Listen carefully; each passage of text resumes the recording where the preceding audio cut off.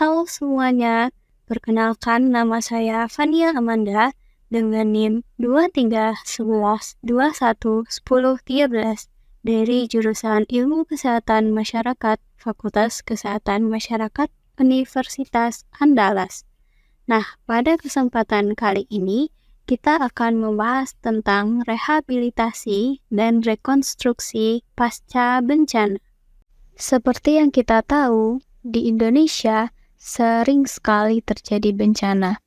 Untuk itu, penting sekali dilakukan rehabilitasi dan rekonstruksi pasca bencana. Sebelum membahas lebih dalam tentang topik ini, kita harus tahu dulu apa itu rehabilitasi dan apa itu rekonstruksi. Nah, untuk pertama, kita bahas dulu rehabilitasi. Rehabilitasi adalah pemulihan semua aspek layanan publik atau masyarakat sampai tingkat memadai pada wilayah pasca bencana. Sasaran utamanya untuk normalisasi berbagai aspek pemerintahan dan kehidupan masyarakat seperti kondisi sebelum terjadinya bencana. Selanjutnya, lingkup kegiatan rehabilitasi. Yang pertama, perbaikan lingkungan daerah bencana. Yang kedua, perbaikan prasarana dan sarana umum, seperti perbaikan jalan dan perbaikan sekolah. Yang ketiga, pemberian bantuan perbaikan rumah masyarakat. Yang keempat, pemulihan sosial psikologis. Dan yang kelima, pemulihan pelayanan kesehatan. Untuk selanjutnya, kita masuk pada rekonstruksi. Rekonstruksi yaitu pembangunan kembali semua prasarana dan sarana serta kelembagaan pada wilayah pasca bencana, yang mana sasaran utamanya untuk tumbuh kembangnya kegiatan ekonomi, sosial, budaya, tegaknya hukum, serta bangkitnya peran serta masyarakat dalam segala aspek kehidupan.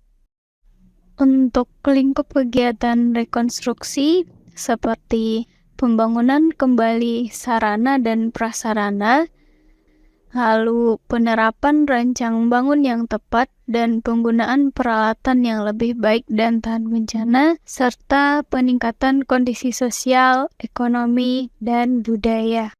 Selanjutnya, prinsip rehabilitasi dan rekonstruksi. Yang pertama, rehabilitasi dan rekonstruksi merupakan tanggung jawab bersama, baik itu pemerintah, non-pemerintah, dan masyarakat.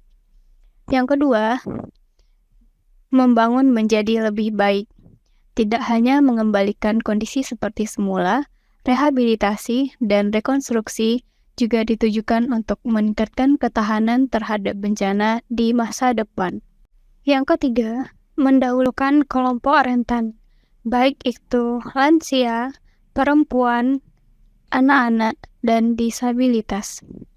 Yang keempat, mengoptimalkan sumber daya daerah yang ditujukan untuk kemandirian masyarakat, keberlanjutan program, tata kelola pemerintah yang baik, dan keadilan serta kesetaraan gender. Dalam proses rehabilitasi dan rekonstruksi, biasa terjadi beberapa tantangan dan hambatan. Yang pertama, koordinasi yang kurang fleksibel. Nah, ini bisa terjadi antara pemerintah daerah dan pemerintah pusat. Bisa terjadi karena kurangnya sistem informasi dan komunikasi yang jelas antara pemerintah pusat dan pemerintah daerah. Yang kedua, penanganan yang lambat. Ini bisa terjadi karena koordinasi yang kurang tadi dan beberapa keterbatasan sumber daya. Lalu yang ketiga, keterbatasan anggaran rehabilitasi dan rekonstruksi. Nah, dana yang tidak mencukupi atau terlambat dicairkan bisa mengganggu proses rehabilitasi dan rekonstruksi sehingga prosesnya tidak bisa dilaksanakan secara optimal. Selanjutnya, strategi optimalisasi rehabilitasi dan rekonstruksi. Yang pertama, pengkajian kebutuhan pasca bencana, yang mana kegiatan ini bertujuan untuk menilai seberapa besar dampak dari bencana dan menganalisis kebutuhan untuk merumuskan rekomendasi awal untuk strategi pemulihan dan rekonstruksi pasca bencana. Yang kedua, bisa dengan perencanaan yang terintegrasi dan antisipatif, yang mana perencanaan ini bisa disusun oleh pemerintah, khususnya BNPB. Yang ketiga, bisa dengan penguatan koordinasi antar instansi.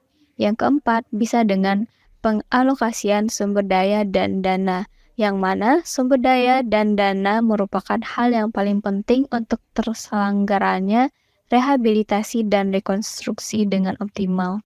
Baiklah, untuk topik kita kali ini segitu dulu ya, teman-teman. Sampai jumpa di video selanjutnya, dan terima kasih buat yang udah nonton. Assalamualaikum warahmatullahi wabarakatuh.